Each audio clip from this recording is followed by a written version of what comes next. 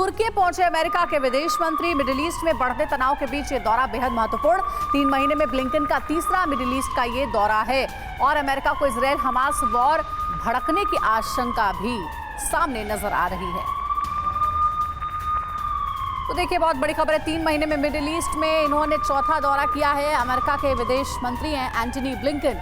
ये तुर्की पहुंचे हैं युद्ध के हालात के बीच में, टेंशन के बीच में, और कहा जा रहा है कि कहीं ऐसा ना हो कि युद्ध और भड़क जाए, क्योंकि अमेरिका को इजरायल हमास वॉर भड़कने की आशंका भी सामने नजर आ रही है।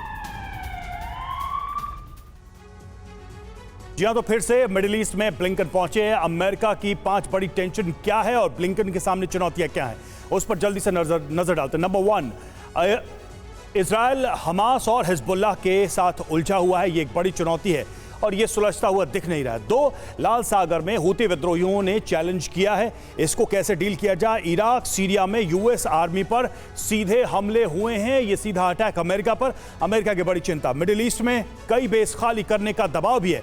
और 5वां, पश्चिम के विरोध पर कई देश ईरान के साथ लामबंद नजर आ रहे हैं। तो ये चुनौतियां रहेंगी ब्लिंकन के इस दौरे के दौरान। और देखिए, ब्लिंकन के दौरे पर हमास चीफ का बयान भी सामने आया है। उम्मीद है इलाके में शांति की पहल होगी, इजरायली आक्रामकता रोके अमेरिका, हमास चीफ ने यह कहा।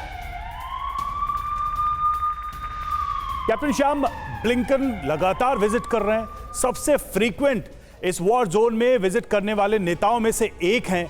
वाकई में ब्लिंकन का मकसद यह है कि यह वॉर खत्म हो या फिर कुछ और चल रहा है? लगातार ब्लिंकन का जाना, इजरायल के साथ इस तरह की लगातार बैठकें करना, हाई लेवल की मीटिंग करना, क्या इंडिकेशन है ये सब कुछ?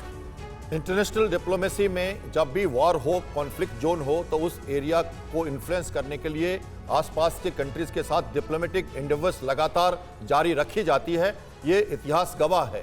और मिलिट्री जब लड़ाई करती है तो डिप्लोमेटिक चैनल्स को हमेशा ओपन करके रखना जरूरी माना जाता है, खासकर जो अपने को न्यूट्रल कहते हैं कंट्री।